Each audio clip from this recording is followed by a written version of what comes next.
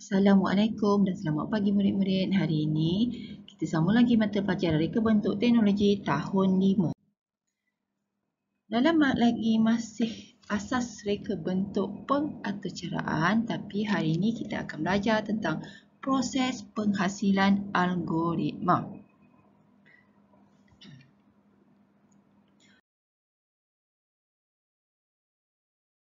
Standard kandungan 6.3 Asas Reka Bentuk Pengaturcaraan Standard Pembelajaran 6.3.4 Menjana idea dalam bentuk pseudocode atau carta alif berdasarkan situasi yang diberikan. 6.3.5 Menilai pseudocode atau carta alif yang dihasilkan untuk mengesan ralat. 6.3.6 Membuat pembentangan hasil yang telah ditambah baik. Objektif pada hari ini ialah murid dapat menilai pseudocode atau carta alif untuk mengesan rarat. Kriteria kejayaan, murid dianggap berjaya sekiranya dapat menilai dan membuat pembentangan hasil yang telah ditambah baik. Baiklah, murid-murid boleh semak buku teks muka surat 45 hingga 48. Bagaimana proses penghasilan algoritma? Yang pertama sekali ialah menjana idea dalam pseudocode atau carta alif berdasarkan situasi. Yang kedua, menilai pseudocode atau carta alif yang dihasilkan untuk mengesan ralat. Dan ketiga, membuat pembentangan hasil pseudocode atau carta alif yang telah diperbaiki. Baiklah, murid-murid boleh semak buku teks muka surat 45. Menjana idea dalam pseudocode atau carta alif berdasarkan situasi. Situasi di sini ialah saya ingin menolong ayah memindahkan anak pokok ke dalam pasu. Okey, proses pemindahan pokok ke dalam pasu. Ini adalah struktur kawalan pilihan.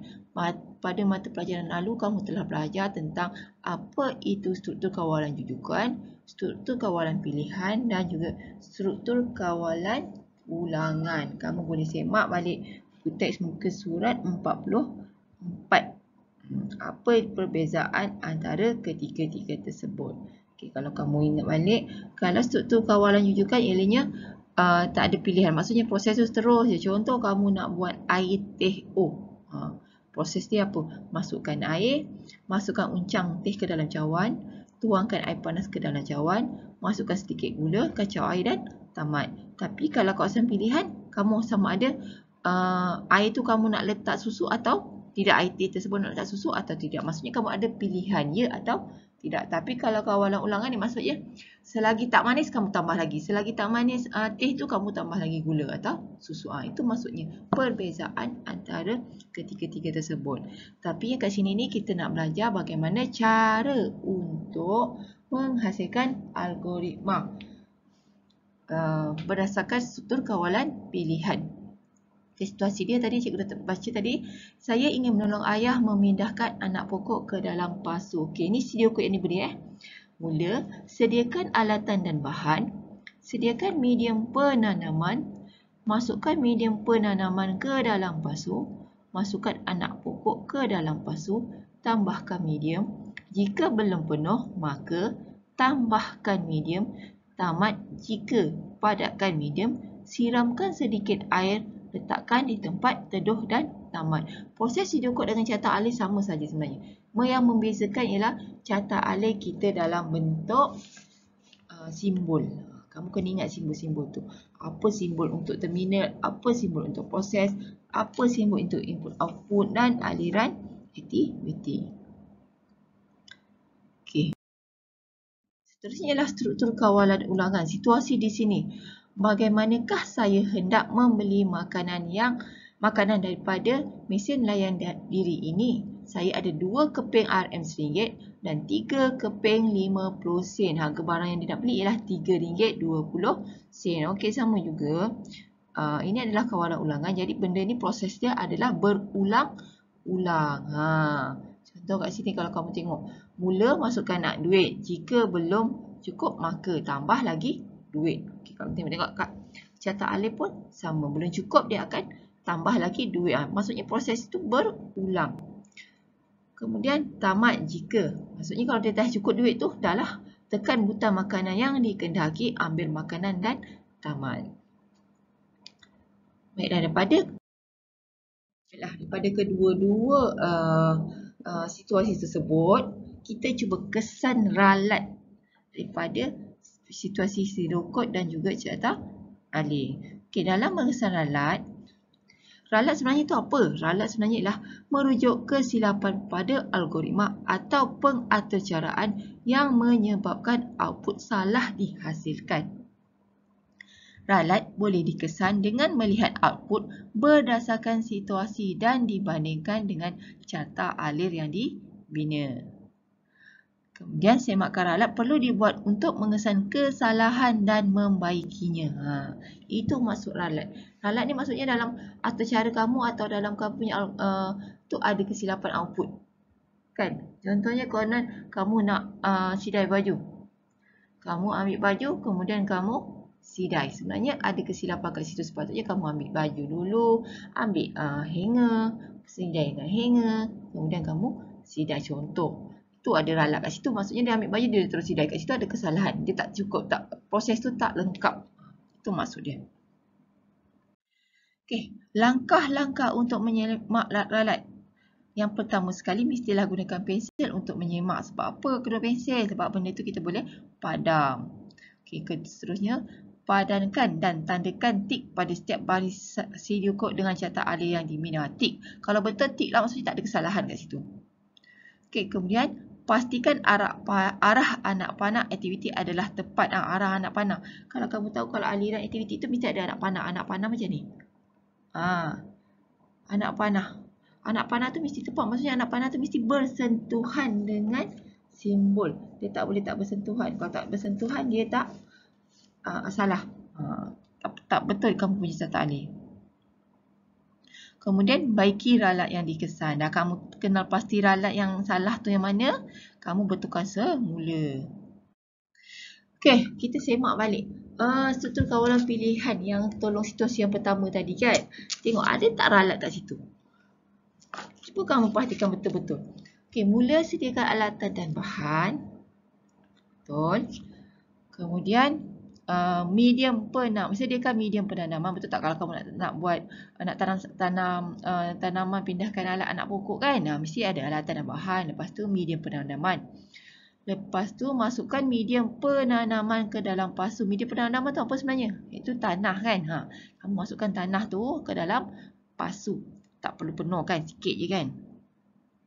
Lepas tu masukkan anak pokok ke dalam pasu. Masukkan anak pokok. Okey, betul tak masukkan? Yelah, lepas kamu masukkan tanah medium tu, kamu letak anak pokok. Okey, lepas anak pokok apa? Tambahkan medium. Betul ke tu tambahkan medium? Kat sinilah berlakunya ralat. Kalau kamu perhatikan betul-betul. Kenapa lepas masukkan anak pokok nak tambahkan medium? Sepatutnya kamu buat apa? Ke sini kamu buat pembetulan ya. Apa yang perlu kamu masukkan sebenarnya? Sebenarnya kat situ kamu perlu masukkan medium, bukan tambahkan medium. Ingat tu. Masukkan medium, bukan tambahkan. Itu yang salah.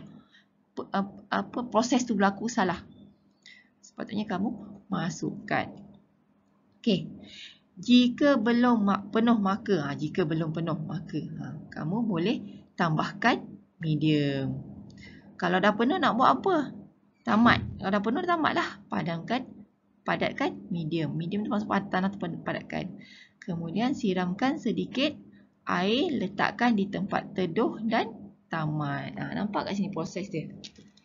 Tadi kat sini tertulis tambahkan. Sebenarnya ialah proses masukkan. Itu ralat. Okey, faham. Lagi satu, kalau kamu kena carta alir ni. Simbol-simbol dalam carta alir kena penuh. Ini ialah proses.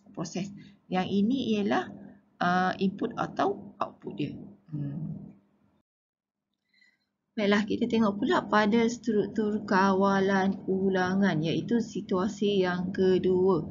Situasi ini ialah bagaimanakah saya hendak membeli makanan daripada mesin layan diri ini. Saya ada 2 keping RM RM1 dan 3 keping RM50. Okey, tadi kamu dah jana idea untuk buat pseudocode dan carta alih kan. Bila kamu buat pseudocode dan carta alih, kamu sekarang ni kamu nak kesan pula dia punya ralat. Dalam proses mengesan ralat, kita kena gunakan pensel. Tadi kita dah terangkan kan. Okey, kamu tengok sini. Wahid ada 2 keping RM RM1 dan 3 keping RM50. Jumlah duit Wahid ialah RM3.50. Harga makanan yang dibeli ialah RM3.20. Jadi baki duit Wahid ialah 30 sen. Okey, ni carta alih dengan pseudocode. Okey, kita semak sama-sama pseudocode carta alih yang telah dijana tadi. Okey, mula betul. Masukkan duit betul, itu adalah proses. Itu adalah input sebab kita masukkan duit tu dalam mesin kan. Kemudian jika belum cukup, maka betul lah, jika belum cukup maka tambah duit lagi. Bila jika tidak cukup, maksudnya benda tu dah cukup, duit tu dah cukup, ia tekan butang yang dikehendaki. Okey. Kat sinilah yang berlakunya ralat. Butang yang dikehendaki ambil makanan. Betul ke lepas tekan butang makanan yang dikehendaki ambil makanan dulu? Apa yang kesalahan kat sini? Kat sini yang kita perlu buat pembetulan. Kesalahan dia ialah kat sini apa dia? Mana duit baki Wahid tu yang 30 sen tu kan? Kamu kena tekan duit dulu butang. Lepas tu makanan yang dikehendaki mesti akan keluar duit baki dia dulu kan. Baru ambil makanan. Kalau kamu beli air tin dekat dalam mesin kan macam tu kan. Dia keluar duit baki dulu. Ambil duit. Baru dia akan keluar makanan. Sama juga kalau kamu pergi bayar parking kereta, pergi Ion ke kan. Kamu masukkan duit, dia akan keluar duit baki dulu, baru akan keluar kad tiket tu. Sama juga proses dia. Sepatutnya kat sini ada proses apa? Kat sinilah yang perlunya ada proses ambil baki dulu. Kat situ kamu ambil baki dulu. Lepas ambil baki, barulah ambil makanan. Dan proses itu pun tamat. Okey, cikgu harap kamu faham kat sini kan. Macam mana kita nak kesan ralat. Maksud nak kesan ralat ni, bila kamu buat proses tu, kamu perhatikan balik. Proses tu betul ke tidak? Kamu kena tengok balik. Okey, baiklah. Setelah kamu buat tu semua, kamu dah betulkan semula kamu punya pseudocode dan carta alih. Apa yang kamu perlu buat ialah kamu membuat pembentangan. Baharu bentangkan hasil perbincangan secara lisan. Ni kamu boleh buat bila kamu dah buat siapkan semua. Kamu boleh rakam dan serahkan pada cikgu. Okey, baiklah, aktiviti hari ni. Aktiviti hari ni kamu tengok aktiviti buku teks muka surat 46 soalan dia. Izati dan ibunya ke kedai Dobi layan diri untuk membasuh baju. Harga sekali cucian ialah RM6. Izati perlu memasukkan 12 keping 50 sen untuk membasuh baju. Lukiskan carta alih untuk proses tersebut. Bentangkan jawapan kamu kepada rakan sekelas. Okey, kat sini proses apa ni sebenarnya? Kawalan apa? Kat sini ialah sebenarnya proses kawalan ulangan sebab dia kena masukkan sebanyak 12 keping duit 50 sen. Maksudnya proses itu berulang-ulang. Okey, kita tengok proses membasuh baju di Dobi layan diri. Okey, yang pertama sekali apa? Mestilah masukkan duit. Yang kedua, tekan butang mula. Betul lah, tekan butang mula kan? Lepas tu masukkan baju. Baju dibasuh. Kemudian baju dibasuh. Kemudian ambil baju dan tamat. Itu proses dia. Proses yang asas. Tapi kita tengok langkah, setiap langkah bagi proses membasuh baju di Dobi. Baiklah, kita tengok pula bagaimana proses dia untuk mencuci baju di kedai Dobi layan diri menggunakan kaedah carta alih. Dalam kaedah carta alih, kamu kena ingat simbol-simbol ni. Jangan salah. Salah simbol, carta alih kamu pun salah. Okey, kita tengok proses dia. Okey, proses dia bila kamu pergi kedai Dobi ialah mesti apa? Mesti ada mula kan? Dalam step tu mesti ada mula. Simbol pun kena betul. Okey, lepas tu apa? Lepas mula mestilah kamu masukkan duit. Okey. Masukkan duit. Masukkan duit ialah inputkan. Kamu masukkan duit tu ke dalam mesin. Kemudian mesti ada tanda anak panah. Okey, simbol ni pun kena bersimbol input. Okey, lepas tu apa? Lepas masukkan duit. Okey, duit tu cukup tak untuk kamu masukkan? Okey, kalau tak cukup, apa kat situ ada syarat kan? Kat syarat ni kamu tulislah. Apa dia syarat dia? Belum cukup.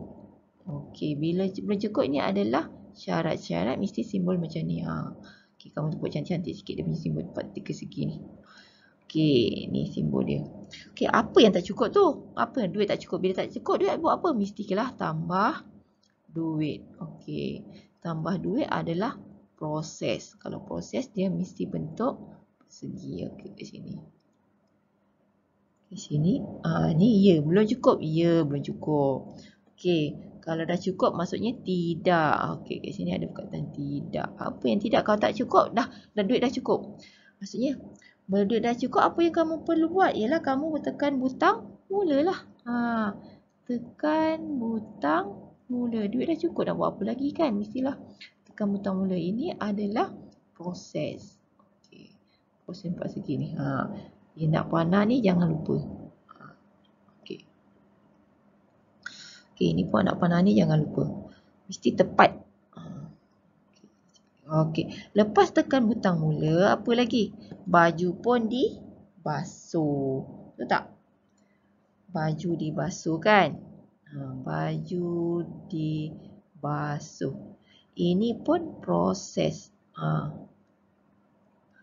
Tidak anak panah. Okey. Okey, lepas baju dibasuh apa?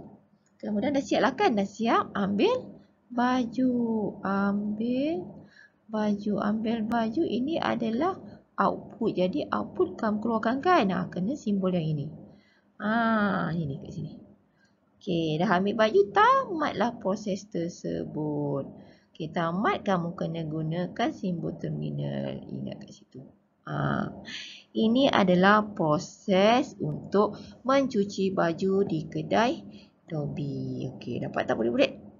Cikgu harap kamu dapat dan kamu faham apa dia simbol yang dalam carta alif. Dan proses-proses setiap proses tu kamu kena tahu. Okey, dalam algoritma, dalam kamu nak buat coding dalam komputer pun kamu kena tahu proses-proses. Kalau kamu tak tahu, jadi kamu punya apa namanya? Coding kamu akan salah. Itu sebab tu kena ikut. Bila kamu dah buat macam ni, kamu akan follow dan proses pengaturan kamu akan tepat tanpa ada masalah. Okey. Baiklah, nampaknya itu sahaja. Cikgu harap kamu faham. Kalau tak faham, kamu boleh mesej cikgu. Sekian sahaja untuk hari ini. Assalamualaikum.